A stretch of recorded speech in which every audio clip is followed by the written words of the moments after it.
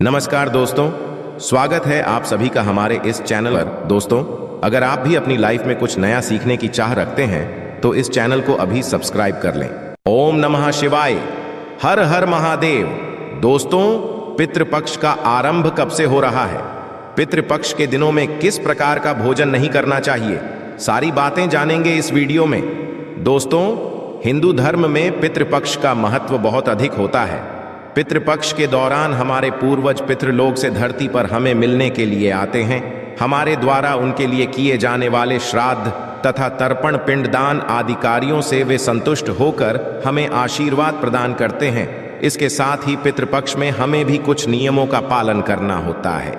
पितृपक्ष के दौरान स्नान से लेकर रात्रि को सोने तक महत्वपूर्ण नियमों का पालन करना चाहिए। इसके साथ ही गरुड़ पुराण में पितृपक्ष में भोजन करने संबंधी महत्वपूर्ण नियम बताए गए हैं। इन दिनों में मनुष्य को किन चीजों का सेवन नहीं करना चाहिए, भोजन करते समय अपना मुख किस दिशा में रखना चाहिए और किस दिशा में नहीं रखना चाहिए। साथ ही पितृपक्ष में स्नान करने के नियम भी बताए हैं। प्रत्येक मनुष्य को पितृपक्ष में इन नियमों का पालन अवश्य करना चाहिए। इससे मनुष्य को पितृदेव का आशीर्वाद प्राप्त होता है और उनके जीवन में सुख समृद्धि आती है। प्रतिवर्ष पितृपक्ष भाद्रपद मास के शुक्ल पक्ष की पूर्णिमा तिथि से प्रारंभ होते हैं और आश्विन मास की अमावस्या को इनकी समाप्ति होती है। इसे सर्व पितृ अमावस्या कहा जाता है। पितृपक्ष के दिनों में मनुष्य को पितरों की संतुष्टि के लिए श्राद्ध कर्म तथा दान धर्म करने चाहिए। श्री कृष्ण जी कहते हैं, जिस मनुष्य को उसके पितरों का आशीर्वाद प्राप्त होता है उसके कुल का गौरव सदैव ही बढ़ता है। ऐसा मनुष्य कभी दरिद्री नहीं रहता है। इस साल पितृपक्ष 29 सितंबर शुक्रवार के दिन प्रारंभ हो रहा है और 14 अक्टूबर के दिन पितृपक्ष का समापन होगा। पितृपक्ष 16 दिनों तक चलते हैं। इस दौरान मनुष्य को पितरों की संतुष्टि के लिए उपाय अवश्य करने चाहिए। चलिए अब जानते हैं कि पितृपक्ष 2023 पूर्णिमा तिथि 29 सितंबर 2023 यदि आपके पूर्वजों की मृत्यु पूर्णिमा तिथि के दिन हुई है तो उनका श्राद्ध पितृपक्ष के भाद्रपद शुक्ल की पूर्णिमा को करना चाहिए। इस पूर्णिमा को शास्त्रों में पृष्ठपति पूर्णिमा के नाम से जाना जाता है। इस दिन पितरों का श्राद्ध करने से पितृदेव अत्यंत प्रसन्न होते हैं। पहला श्राद्ध 30 सितंबर 2023। यदि आपके पूर्वजों की मृत्यु किसी भी माह के शुक्ल पक्ष अथवा कृष्ण पक्ष की प्रतिपदा तिथि के दिन हुई है तो उनका श्राद्ध इस वर्ष 30 सितंबर के दिन करना चाहिए। यदि नाना नानी के घर में श्राद्ध करने के लिए कोई नहीं है और मृत्यु की तिथि याद नहीं है तो उनका श्राद्ध भी इसी दिन करना चाहिए।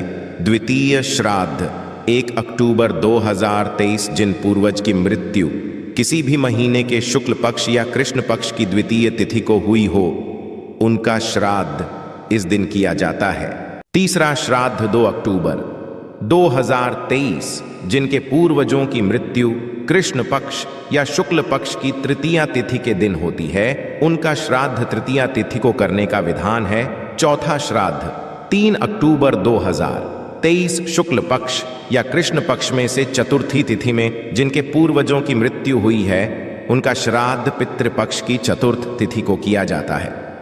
पांचवा श्राद्ध 4 अक्टूबर 2023। यदि आपके पूर्वज की मृत्यु अविवाहित अवस्था में हुई है तो उनका श्राद्ध के दिन किया जाता है। इसके अलावा के दिन जिनकी मृत्यु हुई है उनका भी श्राद्ध 4 अक्टूबर को करना चाहिए। छठा श्राद्ध 5 अक्टूबर 2023। किसी भी माह के षष्ठी तिथि को जिनकी मृत्यु हुई हो उनका श्राद्ध इस दिन किया जाता है। इसे छठ श्राद्ध भी कहा जाता है। सातवां श्राद्ध 6 अक्टूबर 2023। किसी भी माह के शुक्ल पक्ष या कृष्ण पक्ष की सप्तमी तिथि को जिनके पूर्वजों की मृत्यु हुई है तो उनका श्राद्ध पितृपक्ष की इस तिथि को करना चाहिए। आठवां श्राद्ध 7 अक्टूबर 2023। ऐसे पितृ जिनकी मृत्यु पूर्णिमा तिथि पर हुई हो तो उनका श्राद्ध अष्टमी, द्वादशी या पितृमोक्ष अमावस्या पर किया जाता है। नवमी श्राद्ध 8 अक्टूबर 2023। किसी व्यक्ति को अपनी माता का श्राद्ध उनकी मृत्यु तिथि पर नहीं करना चाहिए। उनका श्राद्ध पितृपक्ष में नवमी के दिन करना चाहिए। ऐसा माना जाता है कि नवमी तिथि को माता का श्राद्ध करने से उन्हें मोक्ष की प्राप्ति होती है। इसके यदि किसी स्त्री की मृत्यु तिथि पता नहीं हो तो उनका श्राद्ध भी इसी दिन किया जाता है। दशमी श्राद्ध 9 अक्टूबर 2023 दशमी तिथि को जिस व्यक्ति की मृत्यु हुई हो उनका श्राद्ध महालय की तिथि के दिन किया जाता है। एकादशी श्राद्ध 10 अक्टूबर 2023 ऐसे लोग जो संन्यास लिए हुए होते हैं उन पितरों का श्राद्ध एकादशी तिथि को करने की परंपरा है। द्वादशी श्राद्ध 11 अक्टूबर 2023 जिनके पिता और संतान के पश्चात संन्यास लिए हुए होते हैं उनका श्राद्ध पितृपक्ष की द्वादशी तिथि को करना चाहिए, चाहे उनकी मृत्यु किसी भी तिथि को हुई हो। इसीलिए तिथि को सन्यासी श्राद्ध भी कहा जाता है। त्रयोदशी श्राद्ध 12 अक्टूबर 2023 श्राद्ध पक्ष के कृष्ण पक्ष की त्रयोदशी तिथि को बच्चों का श्राद्ध किया जाता है, अर्थात यदि किसी बालक की मृत्यु हुई हो चाहे किसी भी तिथि में हो उनका श्राद्ध इस तिथि पर करना चाहिए। चतुर्दशी 13 अक्टूबर 2023 ऐसे लोग जिनकी अकाल मृत्यु हुई हो, जैसे आग से जलने, शस्त्रों के आघात से, विषपान से, दुर्घटना से या जल में डूबने से हुई हो, उनका श्राद्ध चतुर्दशी तिथि को करना चाहिए। अमावस्या तिथि 14 अक्टूबर 2023 पितृपक्ष के अंतिम दिन सर्वपितृ अमावस्या पर ज्ञात और अज्ञात पूर्वजों के श्राद्ध किए जाते हैं।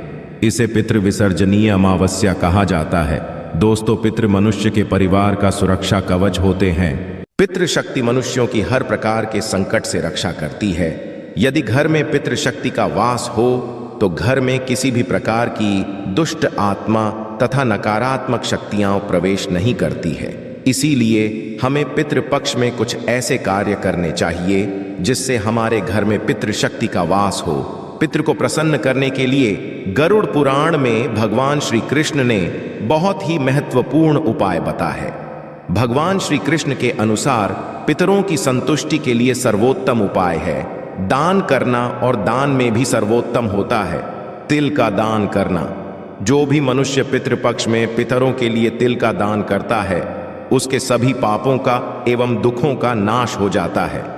इसके अलावा आप पितृपक्ष में अपने पितरों की संतुष्टि के लिए वस्त्र आदि का दान अवश्य करें। यदि गाय का दान किया जाए तो कई गुना अधिक फलों की प्राप्ति होती है। श्री कृष्ण कहते हैं, मृत्यु के पश्चात मनुष्य की आत्मा अभौतिक रूप धारण करती है। उनका यह शरीर वायु रूप में होता है।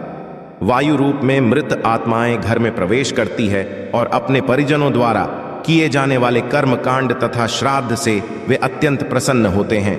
मनुष्य के पितृ उसके द्वारा चढ़ाए गए भोग को प्राणियों के रूप में ग्रहण करते हैं और उन्हें आशीर्वाद देकर फिर से पितृलोक में लौट जाते हैं। लेकिन जो मनुष्य अपने पितरों का सम्मान नहीं करता है, पितृपक्ष में श्राद्ध एवं पूजा पाठ नहीं करता है, उसके पितृ दुखी होकर पितृलोक में लौट जाते हैं।